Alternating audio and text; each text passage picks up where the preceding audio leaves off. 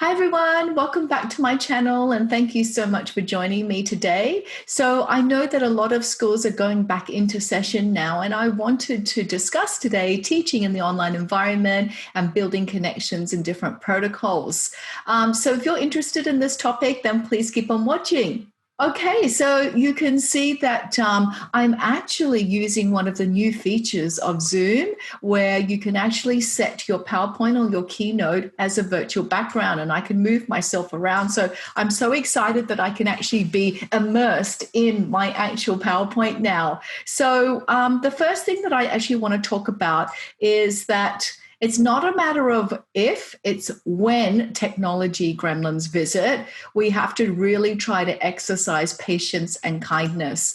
And, things are going to happen when it comes to bandwidth, Wi-Fi accessibility. And so we just have to make sure that we're always really patient with each other and with our students as well. And that if, for example, we're in a Zoom meeting and the microphone doesn't work, the video camera doesn't work, we can at least still use the chat function, right? So there is still the chat function that we can use. So I think it's really important to keep this in mind, to be really patient and kind to each other when technology gremlins visit.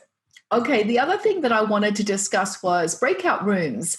And at the moment, Zoom has this lovely functionality where we can facilitate group work and collaboration through the use of breakout rooms. And I always like to start off with some protocols with my students and with teachers that I work with around the world.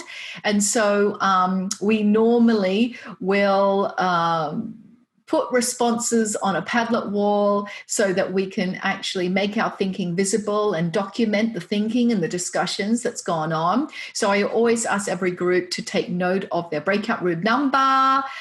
Sometimes teachers don't know each other in the breakout room, especially if it's a workshop that I'm holding globally. So I'd like to give teachers and educators the space and the time to introduce each other, to introduce themselves to each other and get to know each other.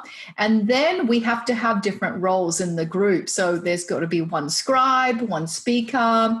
And if I've got a very big group, let's say of like 100 teachers, then I always ask for volunteers to share and feed back to the rest of the group.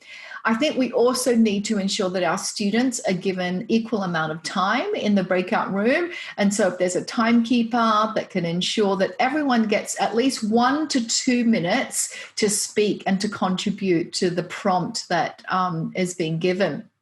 Okay, so the other tip that I have is to have a parking lot, to have a space where students can ask questions asynchronously as well as synchronously during your lesson and during your Zoom sessions.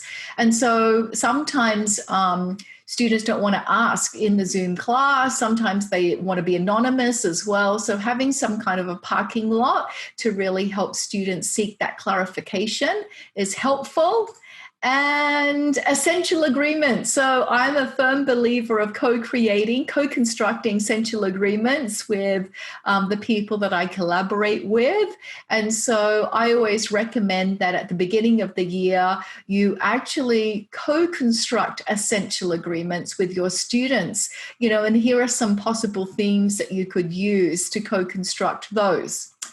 So I want to thank you so much for listening and for joining me today. If you have any interesting ideas of how we can start off the school year with some online tips, then please put it in the comment section below. I love this new functionality of Zoom. You can see that I can actually enlarge my picture and I'm actually immersed in my PowerPoint. So thanks again and hope to see you next time. Bye.